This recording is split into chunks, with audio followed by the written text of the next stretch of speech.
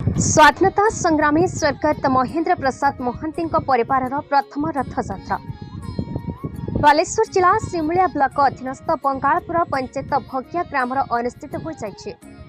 स्वर्गत महेंद्र प्रसाद महांती जगत्रनाथ जगन्नाथ को पूर्व पुरुष दीर्घ वर्ष पूजा कर आसुଥିଲେ।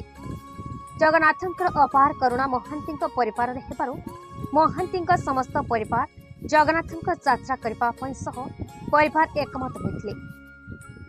रथ गढ़ापी पुरी कृष्ण महाराणा निर्देश क्रमे सिमुलिया कुणियारी ग्रामर सुधाकर महाराणा को रथ गढ़ापी डाकी रथ निर्माण करने को कहते। सुधाकर एकमत प्रकाश करते लिंब काठ आने निर्देश देते। काठ संग्रह पर सुधाकर महाराणा और तांकर सहयोगी को नहीं 2 ରୁ 3 मास से ही रथ निर्माण करने को लगी।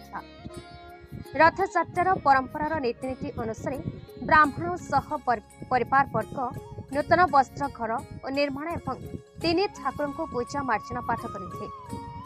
कमलश्री महांती ज्येष्ठ पुत्र अरवाशीष महांती छेरा पहरा करते।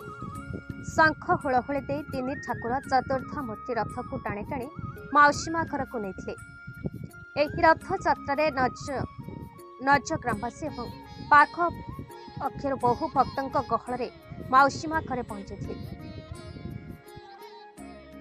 ଆମର ସ୍ୱର୍ଗୀୟ ମହେନ୍ଦ୍ରନାଥ ମହାନ୍ତିଙ୍କ ହେଉଛି ନାତି ଅରଶିଷ ମହାନ୍ତି।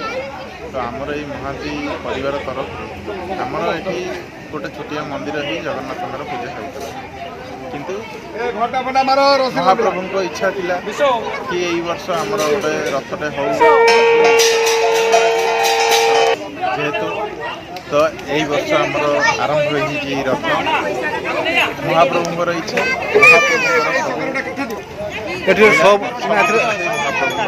सपरिवार अंशग्रहण कर समस्ते महांती परिवार आमर समस्ते अंशग्रहण कर समस्ते आम उपस्थित अच्छे समस्ते रथ यात्रा कर आपन केते खुशी रही परिवार लोक भी केते खुशी रही